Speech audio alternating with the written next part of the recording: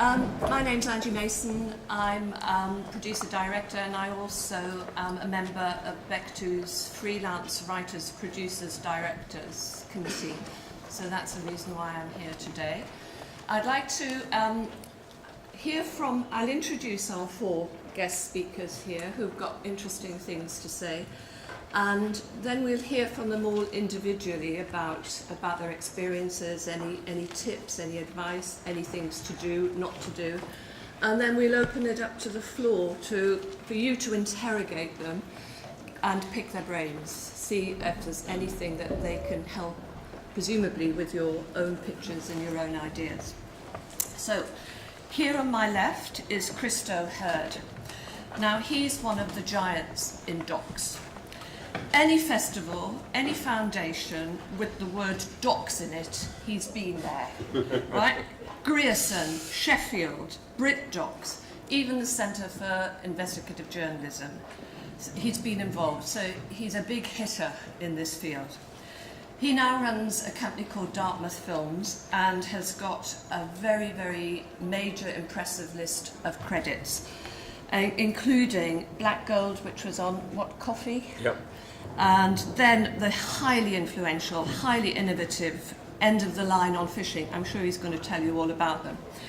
And I think it's fair to say that he's never stopped learning about new ways of pitching, of marketing, of getting commissions. I think it's also fair to say he no longer sees the traditional broadcasting system of two transmission and then finish and the programme goes on the shelf. I think he now has found other ways of engaging with the audience and extending the life of the programmes that he's made. So I think that will be a very interesting session that we can all learn from Christo. Here is Sasha Damjanovsky, another multi-talented, experienced professional, writer, producer, director, part-time lecturer. He's had 15 years at the coalface of commercials, is that right? Corporate. Of corporate and ads. Drama. Corporate viral stuff, maybe you can tell us about virals. And as if that was not enough, he's also directed drama and theatre. And he's riding high at the moment with an international release of your film, Dance With Me? Dance With Me was actually released some time ago. I'm currently trying to ride high with a film in development here. Right, okay, well, we'll hear more about it, I'm sure. Sarah, who's been to Bectu Do's before and has got valuable information for us. Now, the heart of her business is distributing feature films and documentaries with a social issue. I think that's pretty critical, isn't it? And she also places high-impact campaigns around the film. So it's not just making the film, it's all the life that surrounds the film, whether it's pre-production, production and post-production, if I'm right. And she's also interested not just in increasing impact, but increasing revenues, which I think seems to be just as important as well. And last but not least, at the end there is Jonathan, and he's worked in various roles across the TV world too. He started with music videos and shorts, winning various awards and medals en route, so that's to your credit. And a recent accolade, I understand, is Best New Director at Midsummer, and he's even reached the dizzy heights of getting to Cannes and featuring in the Young Directors Showcase with the Channel 4 thing. So that's our lineup for the moment. Now, many of us here have got great ideas. That's what our business is, great ideas, but it's how to get them commissioned. And it's a noisy, busy, competitive world out there. And no matter how good that germ of your idea is, you've got to get it commissioned. And so I think it would be really interesting to start with Christo to hear about your successful trajectory in this world, what you've learned, what you've learned from your mistakes. Well, that week could be your morning, I think, if it was my mistakes. But we'll have some of those, I'm sure. It might just be worth explaining, and thank you so much for that extremely flattering introduction, by the way. Let's come to these things more often, I think. It's just worth explaining what Dartmouth Films, which is the company that I run and set up in 2008, does. Before that, I ran a company, Fulcrum Television, which I still find is quite hard to say, which went bust. And that was obviously the result of numerous mistakes, which I was determined not to make again when I started Dartmouth. We specialise in independent documentaries, and to some extent independent is just a euphemism for not properly funded. And it's very rare for us to make a film that is a 100% broadcaster funded programme. That we do aim to get all of the films that we make onto television, but it's very rare that they're a formal television commission. And I think we've done since I started Dartmouth, I think we've done about over 20 films. We maybe even slightly more than that. And I think only 3 of those were what you would call formal broadcaster commissions. But even in the case of 2 of those, we'd actually spent quite a lot of our own resource, and in one case the director's resource, on getting the film to a commissioning stage. And I will give that's quite a good example that I'm sure I'll find an opportunity to refer to later. So it's important that you understand that in terms of getting advice from me, the sorts of people that I'm nearly always dealing with are directors who have an absolute passion to make a film of their own. That puts me in a slightly different position than being, say, a conventional television production company. Now, I think the first thing that I would say is that actually having an idea is not enough. What you have to have is an asset. You have to have something that nobody can take away from you. So it's not enough to say, I want to make a film about travellers living, on the edge of Essex, unless you've already got the trust of the travellers who are living on the edge of Essex that are going to allow you to film unrestrictedly with them over a very long period of time. That's the sort of thing you have to think about. And it may be that it's, for example, that it's something access, which is an asset. It may be a particular really good presenter or reporter, well-known journalist we make John Pilger's films. Well, John really could make a film that just read out the telephone directory and we'd still get money for it from ITV because he's such a star. Or it might be that you have the right to a really, really valuable book that someone would like to turn into a film. And definitely for us, we're about to produce show a film at Sheffield called The Divide, which is a film about what it's like living in unequal societies in this country and in America. And it's based upon a book called The Spirit Level, which was a very best-selling book about inequality. Now, I don't think we'd have got that project off the ground at all if we didn't have the rights to that book. I mean, the film, by the way, is not the film of the book because it's very hard to turn it into a film, but it's inspired the film we've made. So, how did you get the rights? Well, we rang up the author. The director of the film, Catherine Round, rang up the author and said, I've read your book, I think it's great, I'd like to make a film about it. And we did, by the way, in passing, the book's published by Penguins, and Penguins, I had a sort of rather sticky conversation with Penguin who expected to be paid money for the rights to this book. I said, well, welcome to the world of independent documentary. I mean, we're not going to have enough money to make the film, never mind pay you any rights for the book. And so, very kindly, the author just gave them the instruction that we could have the book for free, which is indeed what we got. But that, those are 3 examples of the sort of thing I mean when I say having an idea is not enough, you have to have an asset. The second thing that I'd say, from my perspective, is that what most people who come to us, and a couple of the films that we've done are absolutely our idea. We had them I had them, and I thought, well, we can make a film about this. Let's go off and raise the money for it. But the majority of the films that we produce are ones where the director comes to us and says, I'd like to make this film. And most of our films tick one of the following 3 boxes. They're either made by first-time directors, they've been turned down by television, or they're a very important story that will change the world. And if you tick all 3 of those boxes, then that's sort of that sort of works for me, that.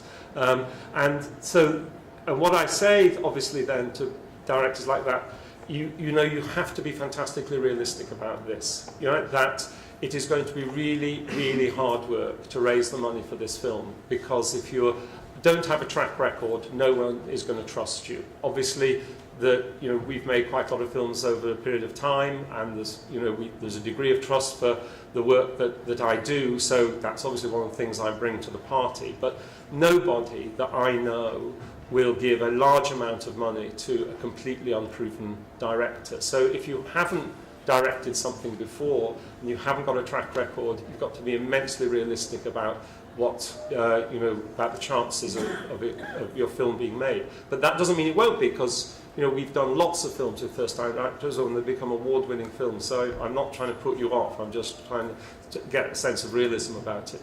And one of the things I say that it's therefore really, really important that you, as a director, you have a micro business plan of your life.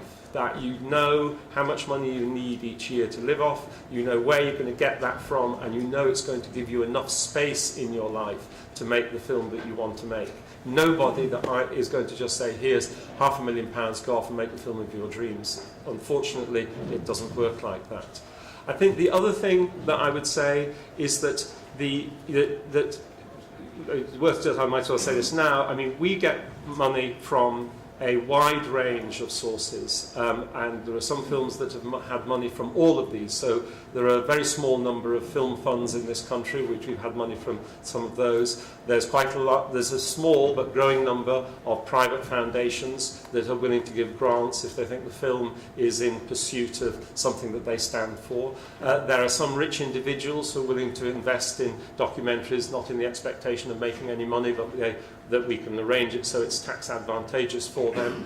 We've raised money in crowdfunding, and there are some films that have had money from all four of those sources, as well as the large amount of unpaid labour of the filmmaker themselves. Now, to do that, you have to also be a bit of a producer. You can't be now, I think it's really difficult, if you're an independent filmmaker, you can't just say, I'm a director, and think it's someone else's job to do the producing function. You have to be multi-skilled in that department as well. So those would be my opening remarks. I want to talk all the time. 3 other people here, a lot more to say than me. But that, in terms of, how you get yourself to a position of having something that I might be interested in, and therefore funders might be interested in, those are my opening remarks. Just one brief question. It seems as if your company is very collegiate, that you welcome people coming. Is it fair to say that you would welcome an approach from anybody here? Yeah, my basic position is I'll give almost anybody an hour of my time. But that if I did more than that, I wouldn't do any work on any of the films that we're making. So I do that, welcome that, yeah, and I meet a lot of people. I think that quite often I can deal with it in a telephone call. Actually, I will tell this particular story, which illustrates this. About 4 years ago, I got an email from somebody, a guy called Sam Collins, and he wanted to make a film about what was wrong with world cricket. And he sent me an email, he sent me a link to something he'd cut, and it was awful. And he wanted to have a meeting with me. So I rang him up and said, honestly, I don't really think there's any point in having a meeting with me. You haven't thought this proposition through properly. I don't really know what the story is. You've got a lot more work to do on it. But, if you're interested, do come back to me later. So I didn't need to have a meeting to tell him it was a complete waste of time. Anyway, 3 years later, literally 3 years later, he sends me an email saying, I don't know whether you remember me, but my name is Sam Collins, and I've just spent the last 3 years doing everything you told me that I should do, and now I've got a 3-hour rough cut. Will you look at it? Well, of course, you can't resist that, can you? It would have been so rude of me not to watch it. Anyway, it's now and that was a year ago, and it's now an absolutely brilliant film, and it's going to be premiered at Sheffield next month, and it's going to cause a real stir in the world of cricket. It's absolutely wonderful piece of work. So, and he'd never made a film in his life before. He's a sports journalist, and he wanted to make this film because he saw there was a story he wanted to tell. So, I'm very happy to meet people and reward them if they do what I think needs doing. So he's going to create the same stir in cricket that happened with FIFA and football. Absolutely, Right. yeah. Good on Sheffield. Okay, Sasha, over to you. My name is Sasha, as we've established. I'm a filmmaker. I do drama and I do corporates as well. So I'm kind of exposed to both worlds. I also never get development money to just go and do what I want to do. So I'm also struggling to and continuously juggling real life and creativity. One of the things that I would gladly talk about today, because I also get a lot of people pitching to me and a lot of conversations and so on, is the actual act of pitching, how you talk to people about your project and so on. One of my pet hates is, I hate selling myself, but nobody's asking you. You're not selling yourself. You're sharing the excitement about an idea. You are excited about an idea, so tell me about that idea and let's talk about that. I'm not asking you to sell yourself. Once you start talking about that idea that excites you, your passion, your excitement, your curiosity, your anger, whatever it might be, will come through. And from that, I will also conclude that you are brilliant and interesting, and I would love to spend another hour with you and talk more, and let's do this, because this is just amazing. And it would be no different than if you had to talk about your sister or partner or your dog or anything and anybody that you love or that drives you nuts. Then you wouldn't feel uncomfortable talking about it, and you wouldn't feel like you are having to sell it. You will simply be talking, why is your sister amazing? That's easy. Tell us a little bit about the world of commerce, of viral work that you've been doing. What is that? How do you get into it? Are there opportunities? Well, viral is a big concept. Actually, Jonathan would know much more about that. Viral really is something becomes viral or not. You sort of, sometimes clients hope it will go viral if it hits enough, if it captures enough imagination. Most of your work is viral, I suspect. Fuck the Poor must be viral. Yeah, absolutely. Viral things become viral. It's more about doing an interesting piece of work. And sometimes you're lucky that the brief and what the client has been prepared to spend on it and the timings and so on. So you really, personally, I don't think it's worth wasting too much time and energy on, is this going to go viral? It's more about make the best piece of work that you can and then hope that the quality of your work will coincide with what people out there are interested in at the time. If you currently did something to do with football, it's almost certain to go viral because it's such a hot topic. Maybe 5 years ago it wouldn't have, or maybe 3 months ago it wouldn't have, and so on. So rather than focusing on viral, it's more about what is the best way to tell this story, what is most exciting about it. And that applies to everything, whether it's a documentary, whether it's a commercial, whether it's a film, whether it's a theater play. What is exciting about this? Why should I care? Because it's very easy to get sidetracked. I love this. Okay, that's great. Does anybody else love this? I could be the only guy in this country that is excited about this particular, this particular pen. Does it mean anything to anyone else? Once you start talking to your friends, once you start talking to your colleagues, once you start talking to strangers in a cafe, whatever, when you start noticing, do their eyes light up when you start talking about this pen? That's when you know this could go viral, or this could be a big budget, or this could be whatever, BBC documentary or something. If everybody is bored and nobody's paying attention and everybody's changing the subject, then either this subject is not worth pursuing, or you're not quite selling it, you're not quite talking about it the right way yet. So go back, rework it a little bit, try again. And if you have tried after 3 years, Chris still says, nah, then maybe you should change the subject and do something else.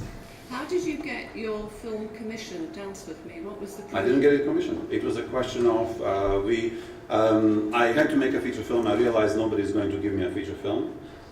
So I figured how much money I had, which was $5,000, as I saved up. And then I went through 3 colleagues who I knew were producers who do corporates, and are sick and tired of doing corporates. They want to do drama, they want to do features, and I offered all 3 of them, put some money into this and you will have a producer credit and we'll work and we'll make a movie. And that's how it happened. Dance With Me has 4 producers. I was, if you like, the leading producer by default because I was doing most of the work, and that's totally fair enough. This is by no means a complaint. And my 3 partners, all 3 put a little bit of money and occasional bit of help and support in their own way. And the film happened for 10 grand because that's how much we could put together.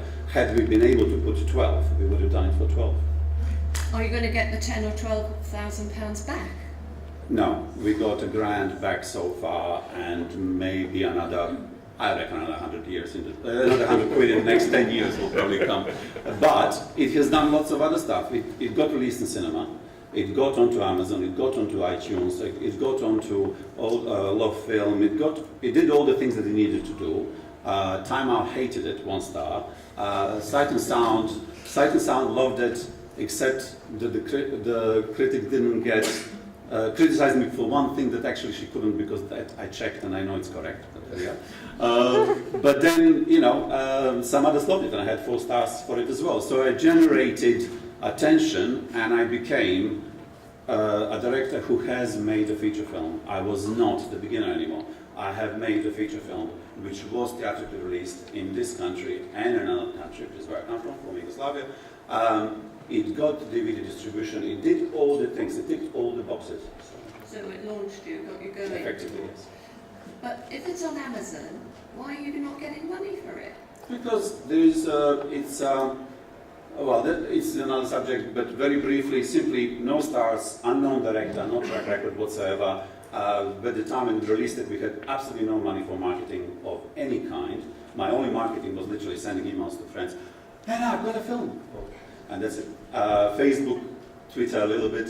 Again, at the time I had hardly any following on Twitter or Facebook. So there was just no marketing whatsoever. But you've established your credentials then? Absolutely, played a few festivals. Goal achieved? Absolutely, absolutely. Played a few festivals and so on. Okay, good. All right, over to you. I want to take it back down to some basics. I'm going to follow up with some of the points that the guys have said so far, but I want to take it right back to step 1, because I'm looking around, and when I've done these sessions before with Bectu, the type of filmmakers that are in the room, there's also just kind of a general, like, how do you even go to pitch to someone? Like, there's like step 1, like just literally from step 1. One of the things, for example, Sheffield Doc Fest, which is coming up next week, is the biggest documentary festival in the UK. And so I'm doing like 2 panels, and after a panel, everyone comes up to me and goes, oh, I've got this really amazing idea, I've got this thing, I want to do, like, can you work on it with me? And I'm like, okay, I'll just talk for like an hour, but right, yeah, go for it, like, bring it on. And then they waffle for 10 minutes. And after 10 minutes, I'm like, I have no idea what your film is about. You've just spoken at me for 10 minutes, and I couldn't tell you what your film is about after 10 minutes.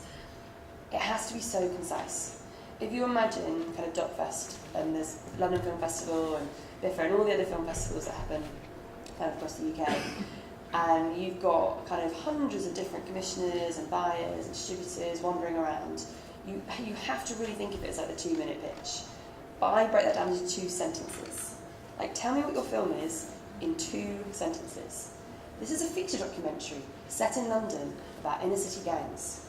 Sentence 1. I had exclusive access to the lead gang member in Brixton, who was jailed for 20 years in 1989. Sentence 2. Done. Okay, right.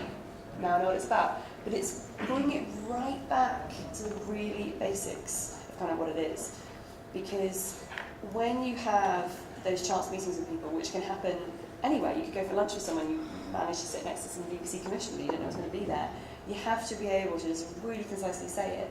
Because they can immediately say, sorry, like, all of my commissioning is international, so this is a domestic story, not working for me. It just very clearly identifies, is this going to be something you want to hear more about, or kind of, shall I move on, kind of thing. So really, really clearly defined in 2 sentences. And if you can't tell your film in 2 sentences, you haven't thought through what your film is about enough. You should be able to just completely condense it down into those 2 sentences. After you've got past that first hurdle, okay, is that slightly interesting for you?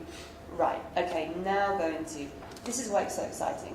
You didn't know, he actually had 15 kids. They've all now gone in different directions. Then you can go off into the different things that you have, the different access points you have, the different timescales that you have. But you've really got to start out with the real basics of kind of, what is it in that kind of 2 sentences? And practice doing a 2 to 3 minute pitch, absolutely maximum. Because after 3 minutes, it then becomes really awkward for the person you're talking to, because you're like, kind of want to stop you, but I can feel that you're mid-pitch, but you haven't really told me anything, but I kind of just want to stop you talking. And it's this really kind of horrible battle with the other person. And you don't want to be rude to them, but it's kind of like, can I get to a point? I don't know what your point is. Kind of, please summarise. And it's the same with emails. Do not email someone a 3,000-word essay. Here is my film.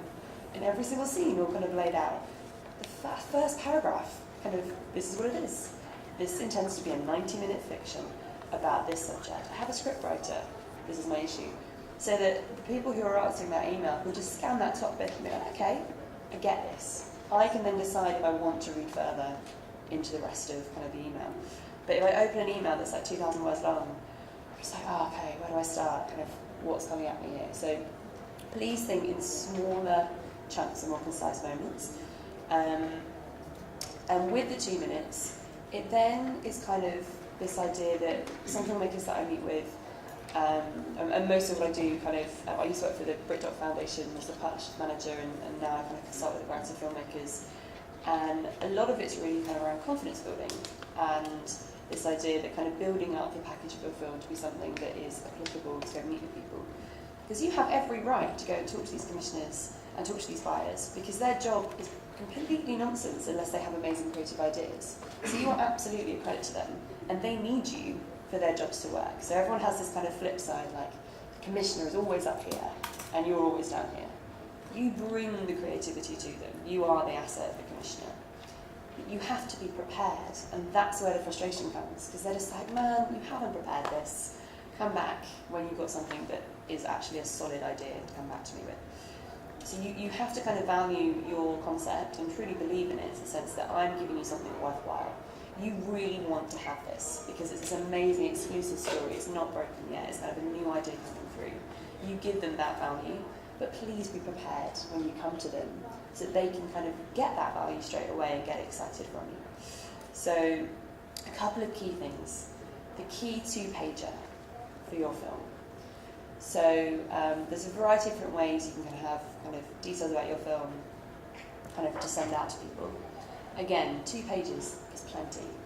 Most people won't have time to read more than that. And again, you want to be concise. So within these 2 pages, it's kind of your short log line of your film, which is in essence those 2 sentences. What is your log line? And if this was reviewed in a paper and they had the first 2 sentences about what this film is, what's that going to look like? Then a longer synopsis. Who are your characters? Where are you going to be filming this? Where's he going to be going around? And then quite an in-depth character study. So if it's a biography, kind of who is this person? And how can I find out more about them? And then a little bit more about you as well. So part and parcel of you bringing the idea is kind of who is it that I'm going to be working with from that point. But having those 2 pages prepared and designing it very simply into a nice looking PDF, then every time you make a connection, it's like, I'll send you more details. You've only got 2 minutes now, not a problem. Can I have your email? I'm going to drop you a 2-page afterwards. But it means it gives you that kind of initial get-in. Does this sound interesting to you? May I have your card? I'd like to follow up with you. Great, and now I'm going to send you a 2-pager. But if you try and start that very, very first kind of, I've never met you before, but I know you're a commissioner, with a 15-minute waffle, you're just like starting from such a bad place. So kind of be prepared at that point. I thought I was going to follow on with what the boys were saying. I've totally lost track of it now. It'll come back to me in a second. And that was it. So the other one that I find really great is when filmmakers say, I've got this amazing idea for this film. I've got 0 funding. I'm going to film in 10 countries. I need to fly. It's going to take me 4 years. I want to film on a red camera. And I want a crew of 10. I'm like, you've just described at least $500,000 without me even doing any proper budgets in my head. You have no track record. Kind of, you haven't got any kind of taster tape I can have a look at. You haven't raised a single pound in a year. Like, are you mad? Like, start with the basics. So if you're trying to build up your credentials as a director, pick a story that you can effectively do for a low-cost barrier. So the fact that Dancing with You is $10,000, I mean, amazing. Kind of, you're picking something that is applicable. So rather than trying to say, kind of, I've really got to go to Sri Lanka to make this film about this, like right now, is there something you can do here? Or even in Paris, you can take a Eurostar. Like, what's actually going to be cost effective? So if you absolutely had to, you could work another job and film this on the weekends over a year, You get together your first project that is a fully fledged film, but it's something accessible that you can go and do. So you've really got to think about the kind of limits of where your standing is. Because once you've done that first one, it then does become much easier to have those conversations for the follow-on. But if your first one, in a drama perspective, was like a period drama with Colin Firth starring, it's like, what are you talking about? Like, that's just not going to work, kind of from a starting point. So there's this element between being ambitious and being realistic, and that is again a really, really important thing. And we were having a discussion about this kind of outside. The number of people now who require to see some kind of visual element of your film before they will get engaged. It's very common now. It's very hard to get development funding. There's not that much of it available in the world. And there's too many projects for everybody to get in. So there's a reliance on a filmmaker to kind of suck up that cost of that initial kind of development shoot, whether that is a week in Kenya that you've paid for as a holiday, but you're actually going to go film everything you need to get, or you spent 6 months working with a women's group in London to get that material. Having that initial video element to show to commissioners and buyers and distributors is really, really useful, because again, if someone like a Lucy Walker, who's an amazing documentary director, said, I'm going to make this film, you know what her stuff looks like. You know how it's going to be framed, you know the style she's going to use. So she comes up with her new idea, and it's like, okay, I know what that's going to be from her as a director. From you, I have no idea what it's going to look like. So you could have two people pitching the exact same film, exactly the same, but completely different visual styles. And it's going to be, well, who's actually is going to look the way that this particular funder wants it to look and want to work with. So it's an annoyance that you have to take on that burden of that initial trip or that initial one-day shoot, but it's so useful to then be able to show your creativity and your style throughout that. It's my first theory. Are you mainly in the business of distributing, or do you actually help people raise funds for good ideas as well? So we, our main kind of bread and butter is we do marketing and distribution strategies for filmmakers. So by this, it's about thinking about beyond broadcast. So similar to the way that kind of Christo works and seeing kind of opportunities of films outside of just going on television, we look at what the festival life of a film could be, because again, for building up credentials, it's really useful to win some festival awards and to test your product with audiences there, and look at marketing strategies for getting the films out to a wider audience. And then we manage what's called the non-theatrical kind of campaign for a film, which is screenings with university schools, community groups, either alongside a distribution company or just directly for the producer. So for some people we do bookings in UK cinemas as well. But it's mainly on consultancy around kind of how you can expand your project. But one of the things, having worked for a non-profit funder at BritDoc, is about grant writing. So I do a lot of work with filmmakers where they've written a bid that they want to put forward to a foundation, but they've written it in film language, which the head of a foundation does not understand the words that you're using, and it's about translating that idea and pitch to something which is interesting to a funder. So we work with people on basic kind of language improvement, and which is essential in terms of refining your pitch to the audience that you're speaking to. I think this is a real central thing. So if you're pitching to Bravo, or you're pitching to BBC, it's going to be a slightly different kind of version of what you're speaking to. It's exactly the same if you're pitching to a foundation, especially around a social impact film, because what they want to hear more about is actually how is this going to open the dialogue around this issue, how is this going to expand more audiences around what's in the film, as opposed to we're using a red camera. They don't care. They don't know what that is. But for you, that seems really exciting. To them, couldn't care less. So it's about translating those pitchable elements to the right audience and refining it. Finally, before we move on to Jonathan, talk to us about your tattoo thing, your tattoo wreath. So we're talking about different ways of marketing. So I produced a film called They Were Caterpillars First. We premiered at South by Southwest in Austin, played Hot Docs, and we'll open in cinemas later in the year. And when you go to a festival, you come home with about 3,000 flyers, because everyone you meet goes, I've got this film, I'd love you to have a look at it, and gives you a flyer. Number one, if you do want to do flyers, please include your website, your email address, your phone number, and your synopsis of your project. The amount of times I've had a flyer and been like, I okay, I have no idea who this person is, I can't get in touch with them, so this was completely pointless kind of spend. But we knew that we would have all these leaflets, so we said, what can we do that would be slightly different? So we made tattoos, and we had them on our arms as a producer and director, and then we literally tattooed everyone at the festival. So we had basically walking around billboards for our film, around South by, around hot dogs, and it was great, because everyone was like, well, what is that? Can I hear more? And so as you're tattooing them, you're like, oh, it's a film about when they banned music in Mali, and the musician said you have to kill us first before we stop playing, and you can basically pitch to someone in the 2 minutes it takes you to put a tattoo on their arm. Now this is something that when we come out of cinemas, we're going to have lots of musicians wearing them, because it's a statement of support to the musicians in our film. Really cost effective, really cheap, and on the Facebook page for the film you can see a gallery of all the people who've had them. But after screenings we were saying, kind of, if you want one, like, come and kind of chat to us afterwards. And rather than handing them out and just letting people then kind of take them home and probably not put them on, we say you can only have one if you stay kind of and get it now. Because it gives you that direct interaction with an audience member, which you might not ever get again. I mean, I'm literally like stroking your arm, very like calmly for like 20 seconds. It's like weirdly intimate doing it. But you're having this direct connection with an audience member, which is, you never get that unless you're actually at these physical screenings.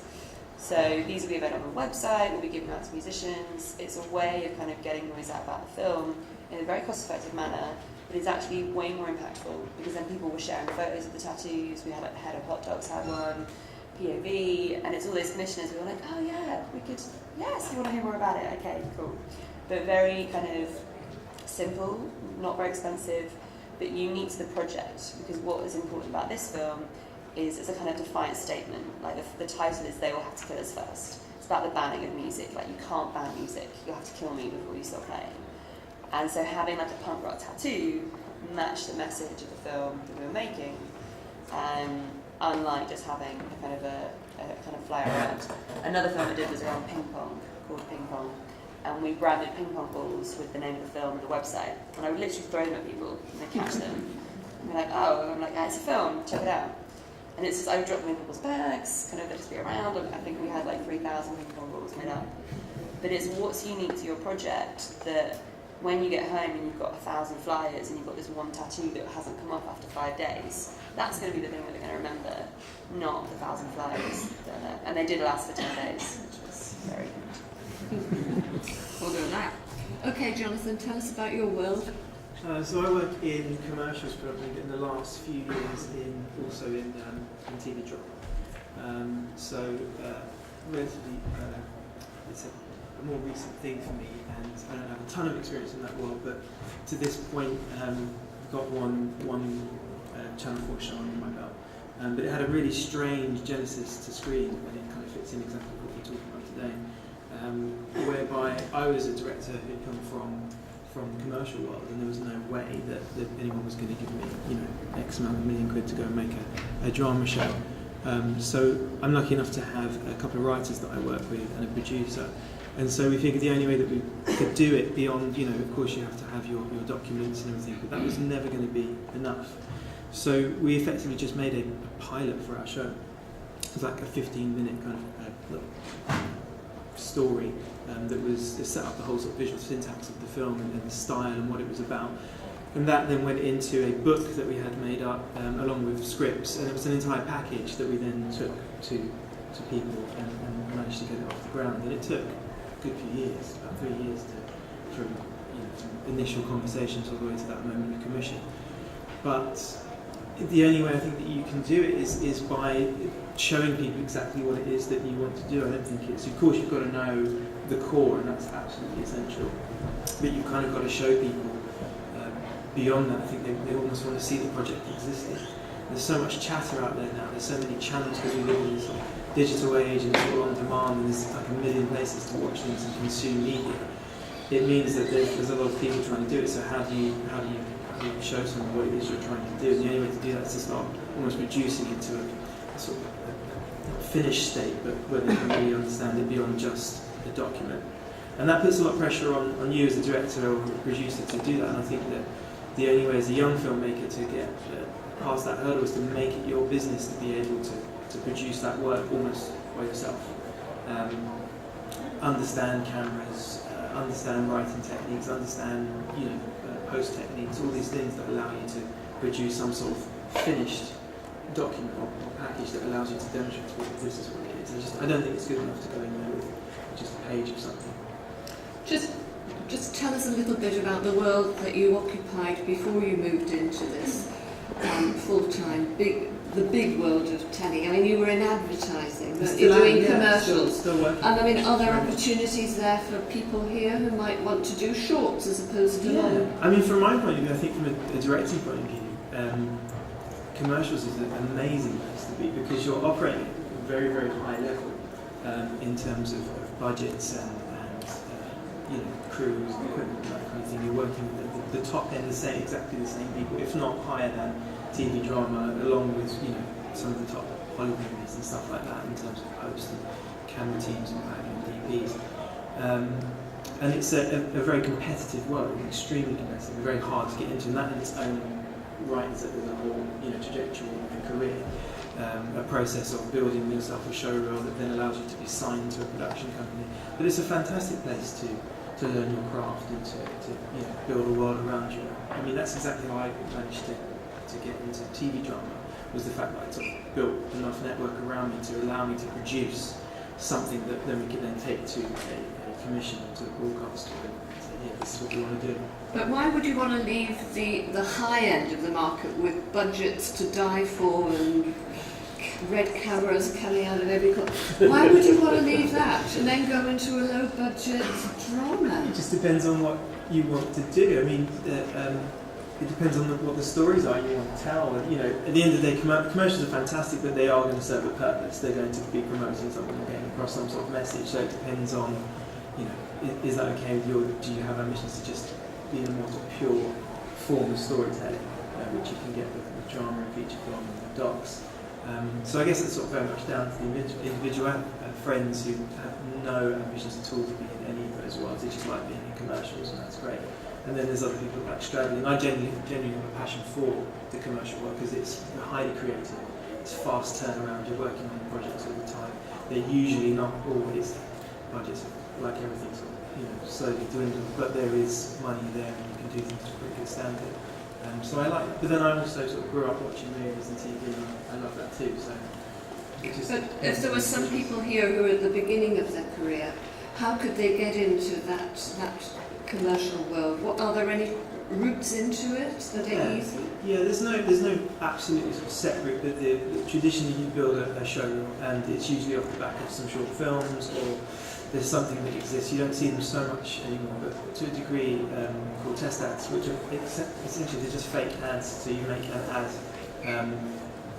for a brand, and it goes into your reel and sort of demonstrates that you can tell a story in 30 seconds or 60 seconds and have an ability to give it some sort of style. I think that's what people like a lot in ads, it's a particular style there.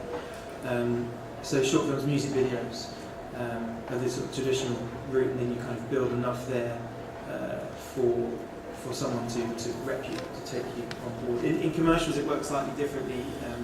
So in TV drama you have an agent, whereas in commercials your agent is the production company. So the production company represent a select roster of directors, so maybe 10 to 20 people, and then they take their work out to ad agencies and sort of sell you, and you have a relationship, a very close relationship with that production company. So yeah, and it's very competitive. There's a lot of directors in town, and it's in itself a whole step to get signed to a production company. But if you can do that, you're always somewhat good, and they start to build you up. It's fantastic. Oh, that's interesting insight. Okay, well, it's over to you guys now. I think are there roving mics to go around? But yeah, so please fire ahead with any questions. You've got the panel here to answer questions, give advice. All right, there's one hand there. Do you want to say who you are and where you come from? Hi, good morning. Yeah, my name is Daniel. I'm an independent filmmaker, a writer, director, producer. When's a good time to get some sort of representation, an agent? How much should you have done already? Sorry, my phone. How embarrassing. It's a finishing editor, offering you just switching off. Yeah. Chance of being found here. Sorry, over to you. Sorry, I interrupted you. Yeah. Yeah, when's the best time to get, to seek representation, an agent? How much work should be done already to start, that conversation with a potential agent? I don't think there's a particular number of films. I don't think you have to have it, an hour's worth of material, 20 minutes. I think it's just based on the strength of the work and how confident you are. I know people that have signed to my agent for TV and films, Casa Rossa, which are a fantastic agency. And I know my agent reps a guy who's saying about that literally had done one short film, but it was a huge short film. It was, had all these awards on it, and that was enough for him. So I think it's very much dependent on the work and what the agent feels, what the agency feels. They feel it's strong enough and they can take it out and market it. And your confidence in the work as well, for you to go out and start approaching agents and talk to them. Thank you. Yes? I was just wondering, should I wait for a mic? Yeah, wait for the mic. And just tell us who you are, please. Thanks. Hi, I'm Vicky. I'm a director and writer and producer, I guess, as well. Made several short films. And I'm also doing some corporate films, but kind of off my own back. And I wondered, what might be a good approach to going to a corporate company to get representation? Because I think they work in a similar way to commercials companies as well. In my experience, corporates will not, companies that do corporate videos will not sign you up or represent you or whatever. They will simply call you and then call you again if they're happy with the work. Like anything really, you knock on doors and wait until one opens. It's a numbers game. Hopefully you'll be lucky and one of the earlier doors will open, not door number 100. But you just start approaching people. As Sarah said, nice short email. Hi, this is me. This is a link to my work, and so on. I try and cheat and call first, even though you're not supposed to. And then normally you don't get through, obviously. But then at least you can say, following my call. You try and find a way in, but basically you just approach people and hope that somebody will respond to your work. Do you want to add anything to that, Jonathan? My own personal experience, and how relevant it is, but my own personal experience on getting signed to a production company, good few years ago, the first place that repped me, what I did was I had a short film that had won some awards, and I got invited out to the States to talk about it. So I thought, well, while I'm there, I'll talk to a whole bunch of companies and take my reel, book a load of meetings. That was relatively easy. So I had to have a short film, this one, some awards, and do it. I'm like, okay, come and have a chat, show you my reel. But I knew that the reel probably wasn't perfect and I'd need to make some additions. But what I did is I trialled it out there, and then I took all the advice, and then I got back to London. I swapped things around, got rid of the stuff that people weren't responding to. It was then a shorter reel. But then I signed to a company within 6 weeks of being back here because I cut the kind of chaff out and took it out. So I'm not saying go out to the States to do that, but if you can get, if there's anyone that that's in the industry that can give you some advice, that at least kind of gives you a head start and makes your work as strong and concise as it is to then get some representation. There's a question here from Mike Lady. Good morning, my name is Claudia Morgan. I'm an established television producer and journalist. I'm trying to market a project that I've been working on since November, and I'm making my transition to being a credible director. My specific question is about marketing this project. Since November, I have been working and filming, obviously, in a very controversial area of the country. This is Derby Road, which was subject of Immigration Street. As you know, Love Productions couldn't engage with the community. They had to scale down their project. And I have been invited to work with the community and to make a series of films. So for £5,000, I managed to film material for 2 films. One of them is already out on YouTube. It's called Josie's Neighbours. And the other one, Citizen Can Do, is in making. These are 45-minute films. I've been thinking of how to market the project to a wider sort of commercial television. However, the problem that I am facing is that the community trusted me to work with them. I went on the back of Love Production, so it was quite a critical situation, but they engaged with me. And now they think if I'm taking the project somewhere else to a broadcaster, what if they want to cut it to their own liking? So whilst the first film, Josie's Neighbours, is basically a look down the history lane through 82-year-old Josie's eyes, who lived there in 41. The other one is more current and more edgy. And it takes three characters who would sort of try to fill in the gaps left by neglect by the local council and so on. So what is your advice in this situation? How do I market and make sure that we keep ownership of the current format of the film?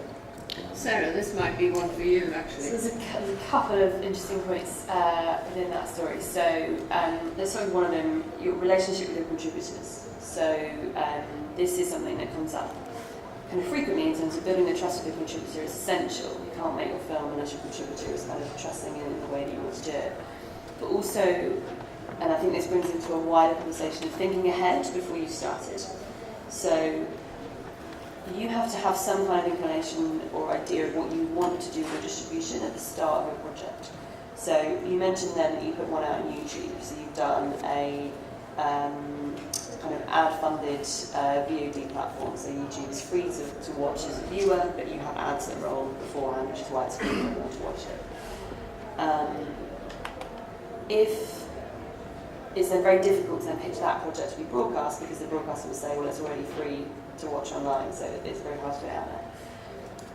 With your conversation with the contributors at the outset, the conversation should really always be that your intention at some point is to, what we would say, kind of have all rights in all platforms kind of attributed to this project. So by that, it's kind of, if at any point you wanted to release a DVD of this film, or if at any point it would be amazing to be in cinemas, if you could get it there, that would be fantastic.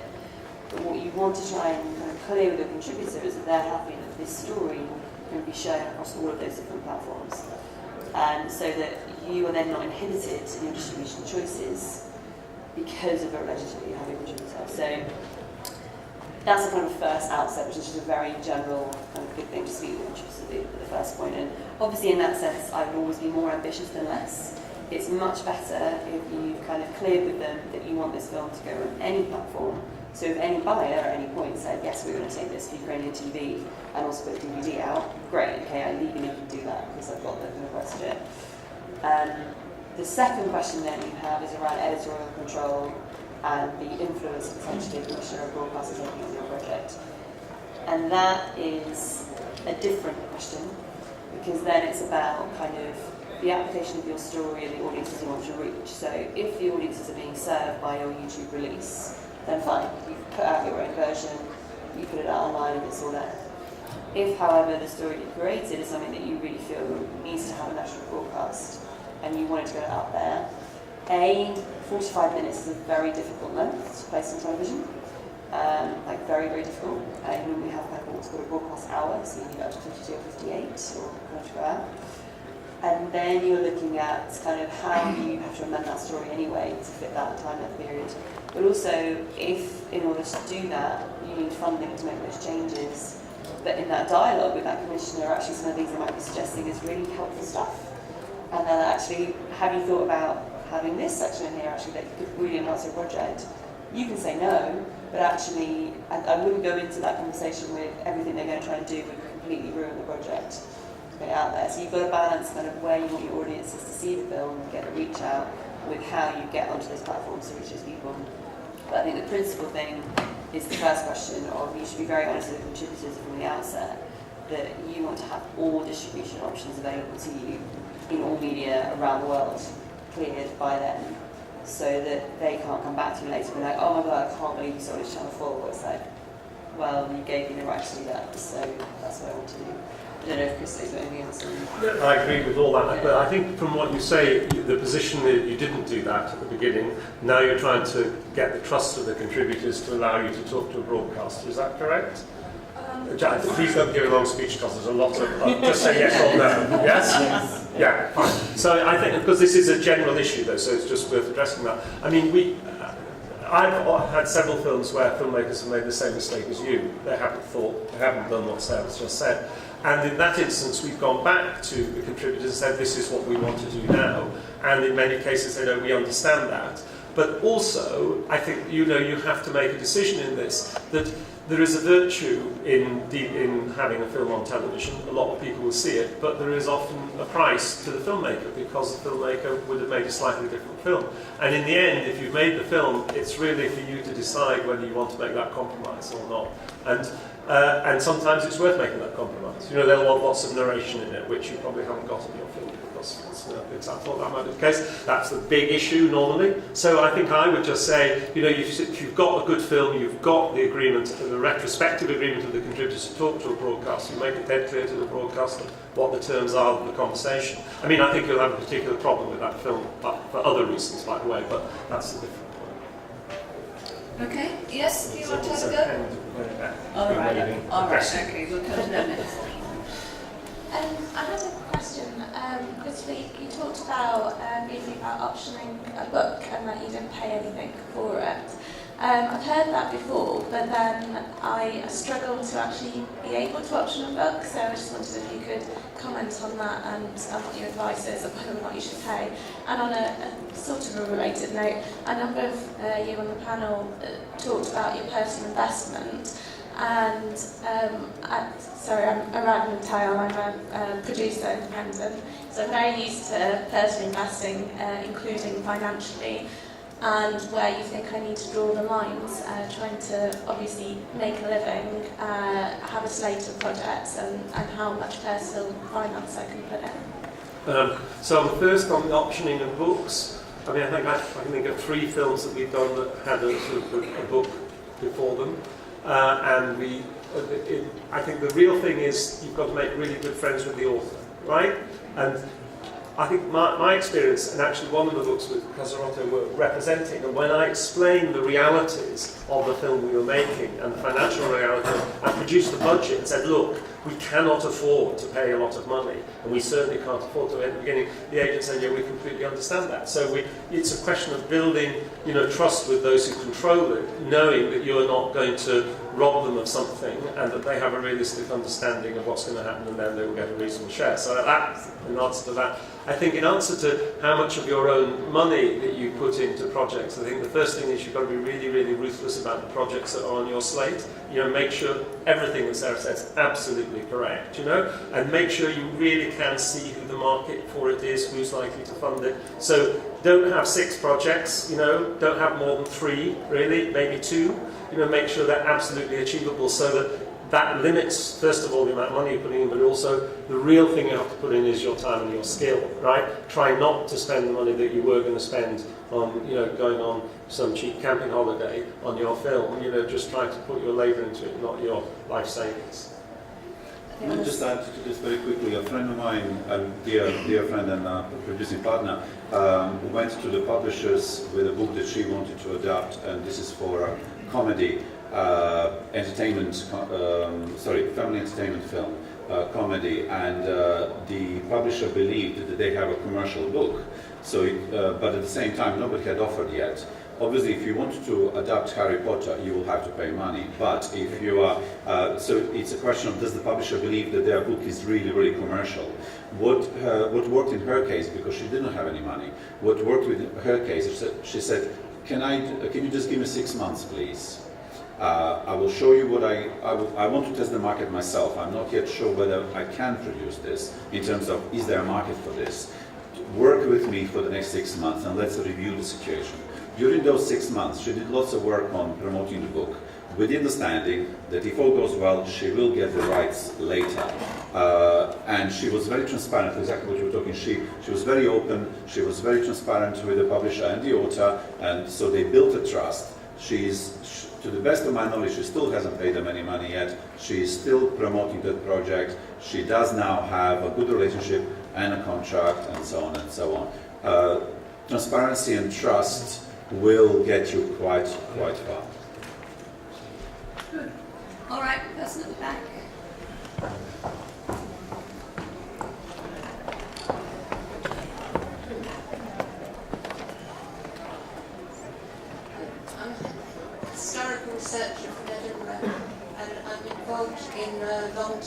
research project, hoping to get a documentary and a parallel book, a book published with the documentary. So far we've made just a 3.5-minute trailer for the Edinburgh pitch last year, which we didn't get taken on by because we were pretty inexperienced and asked for something like 16,000. But trying again and proposing it to commissions and so forth, what length of trailer would you advise myself to invest in with my own money? There's a very, very well-known person in America, founder of independent documentaries, and she used to say, and I think she still does, anyone can make a trailer, it doesn't show you can make a film. So then you go off and you start getting some scenes to show what your film's going to be like, and then the commissioner says, yeah, these are scenes, but they don't show you can make a film. And then you go off and you make the film, and then they look at it and say, yeah, it's quite nice, but it's not our sort of thing. Now, and I think that is the experience that lots of people have, and I'm not at all convinced that trailers are useful. However, having said that, we had a film that eventually was made. It's called Growing Up Downs. It was on BBC, BBC 3, and it's just been on BBC 1. It's won several prizes. That film started about 5 or 6 years ago, and it's the filmmaker and I worked on it for a long time. We got little bits of money from here and there, and I pitched it to all of the broadcasters. And when it was eventually turned down by the then head of documentaries at the BBC, I completely gave up on it. Literally within months, another executive at the BBC watched a 3-minute trailer and said, oh yes, I'll have that. We had actually filmed the whole of the film by then, but we had made the trailer, and it was the trailer that made him made him acquire it. And obviously the moral of that story there are two bits to it. It is worth having a trailer, but the most important thing is you show it to the right person.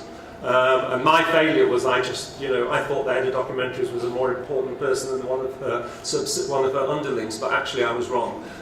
So that's make sure you're with the right partner on these when you start making a film. On the kind of how to actually improve the trailer you have there, like one of the key things I always find is some people pitch a project and they tell me about that character, and the character is terrible on screen, absolutely terrible. So the first thing I'm like, do you have your character on screen? Can I see them? Can I see, are they really awkward? Do they look at the camera every 4 seconds and it's really awkward because they keep looking at the camera and you're like, stop, I don't want to watch that with.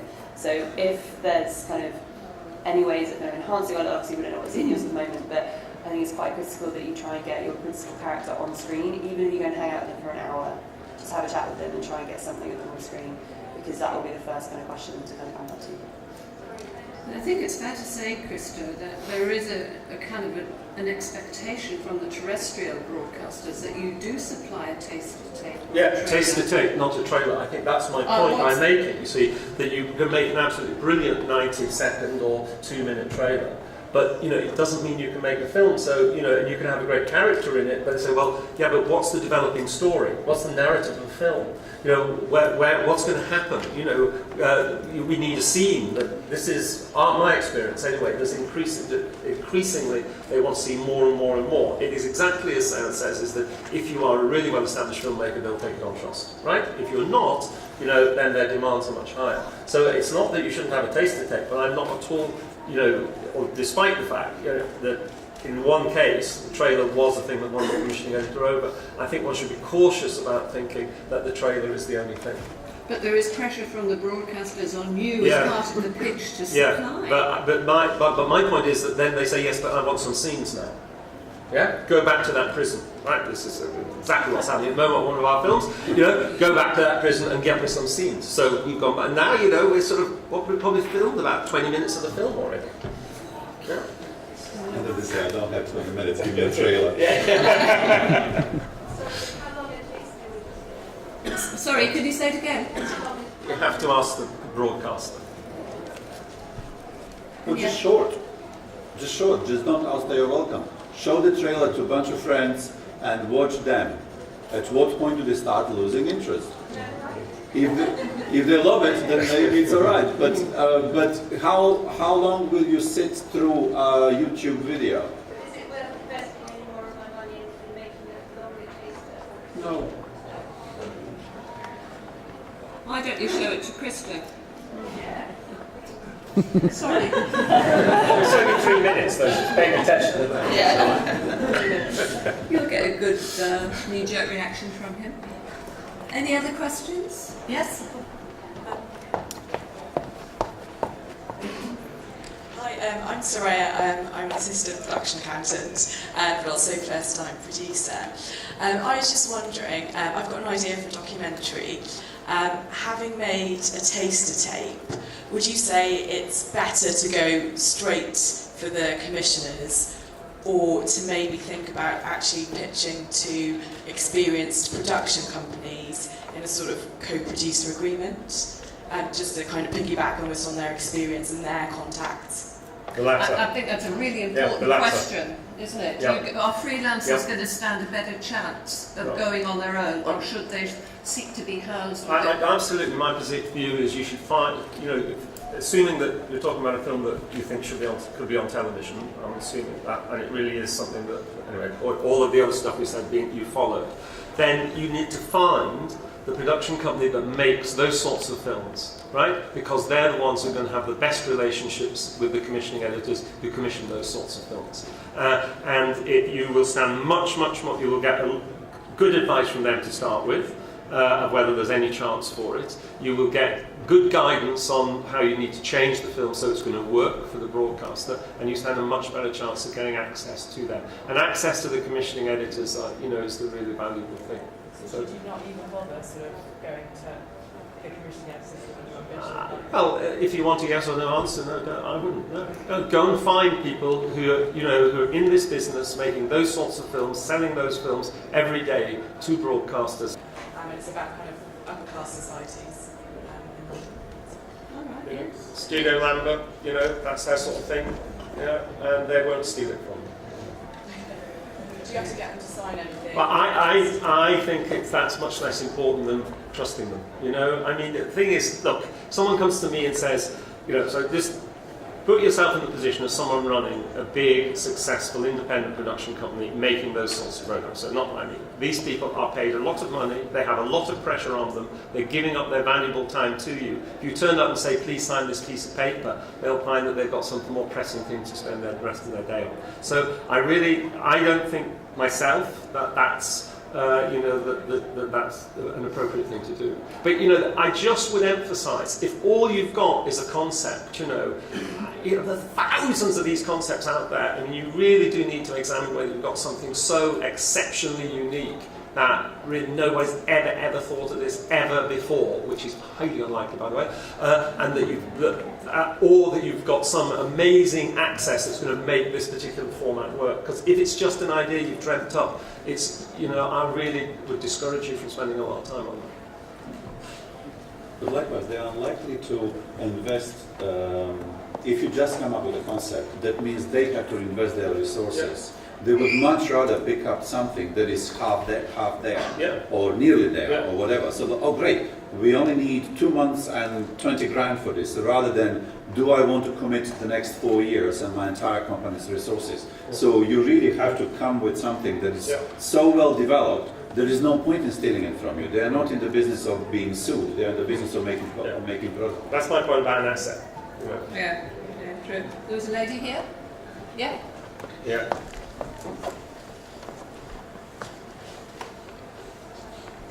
Sarah, you talked about development funding and how there's not much available now. I remember the Puma Brit.dot one, but do you know what development funding is available these days, if there is any? There's a couple, and they're very slim. So there's a award that we got for this film from the Hartley Film Foundation, which is development grants for basically making your first trailer. So it's assuming that you haven't shot anything yet. However, the subjects must have a religious component to them. That's a very broad area. It could be anything to do with religion, sexual rights within religion, religious kind of fighting, but it has to have a religious component to it, and an open conversation about that.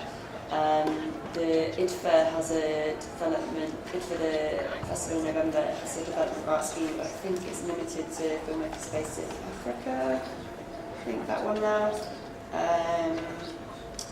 Any other ones that's open? The Catapult Film Fund do development and early production, but we're talking in ranges of like 5,000, maybe 10. If you're looking, it's very small, and it's kind of that thing of potentially if you can suffer that. I mean, I know 5,000 is a lot to a lot of people, but you're getting application in numbers of like 800 applications for 3 grants, so it's so slim. And by the time you've written the grant for that development grant and waited for the result, you may have actually been able to do some of the stuff that you're thinking of. So there's a couple, it's very, very slim. And BrickDoc still have a really nice list of all the funds available at all times at brickdoc.org/resources. That lists them out there. So it's literally that competitive. It's about 800 to grant about 3 or 4. So it's very slim pickings. So if you are able to buffer some of that cost, and again, picking a project that you can do a little bit of development on it by yourself to start off with, that is quite good because it's very, very slim pickings. I think it's fair to say, Krista, as well, that the terrestrial broadcasters will often give development money, 3,000, 4,000, 5,000, if there's an idea that's really well formed, that they want to support you to take it to the next stage. Yeah, that is, often, I think less often than they used to. But we have had development money recently from the BBC for something. So that is the case, but that only reinforces my point that don't go as a lone, unknown, freelance, aspiring filmmaker. Go with a company that has a good relationship with the commissioning editor who is going to give the development that. Because even though it's a relatively small amount of money for them, it really is a small change for them. It's still a risk, and they want to make sure it's well spent. Well, before we wrap, is there anybody else with a final question? Yes, gentleman here. Hi, my name's Andrew. I work in advertising. Just a question. It seems a lot you talk about is marketing yourself or marketing your project. Do you have a percentage, like an idea of a number of what to spend out of your budget to do this? Because obviously, like selling yourself, it's your time and your money. Or in the case of Sasha, your film, you had no money left to market it. If you had a percentage left to sell it, you might have got more traction. Do you have any idea? I mean, there might not be a magic number, probably as much as you can. Got the answer. Well, the first thing to say is I honestly think film doesn't really exist until nobody sees it. So if you've spent kind of so much money on making a film that like no person watched it at all, I honestly have this line of like, did that film really exist? Kind of if no one saw it. In fiction, it's about 1/3 of the budget is spent on advertising. So when you hear like James Bond took like $100 million in the UK box office, they probably spend upwards of $30 or $40 million to promote it to then get that box office, which is then slashed by 50%. You get the whole economics of revenue after that. But you always have to have something left over for marketing, because for a number of factors, you want people to watch the film. It's the reason why you made it. If you have a social issue film, you want people to kind of change their minds about something, you have to access those audiences. And hopefully, potentially, you might want to make some money back. And in order to do that, people need to know where they can buy it and where they can access it. So this is why, for me, it's critical in the early stage of the project development that you're thinking about who your target audience is, where do they consume that media. So if you are targeting a kind of 15 to 25 young audience who like short form content, then do pitch to Vice or pitch to YouTube and try and get an online component going. If your target audience is 35 to 60, kind of liberal kind of thinkers, can you get something like Slot kind of on BBC or kind of BBC Two? You've got to think about where you're actually pitching it to and where it's coming out to.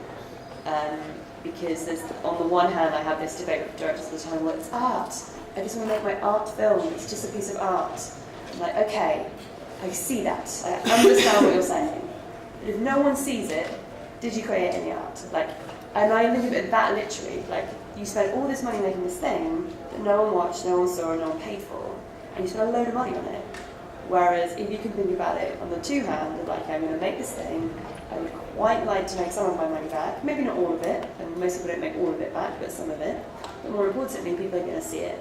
And people won't see it unless you've marketed it in some case. So that could be that you purposely, intentionally say, My goal for this film is to make a very beautiful film, show it at film festivals, because I want to say I'm an award-winning festival filmmaker. Festivals pay fees to screen. So you can say to a festival, okay, if you want to screen it, you have to pay me £250. And then you can do a very simple sum, okay, if I spent £5 on my film, I need to have this many number of festivals screen it, so let's just try and get to those festivals. It gives you audiences, it gives you reviews, it gives you kind of awards potentially, it gives you some income. It can all be on a very small basis, but you're thinking about kind of what those options are. Because it's just heartbreaking when you've made a film but then no one watches it. I'm literally like, did you make it? Because not a single person saw it, so it was that valid. But if you're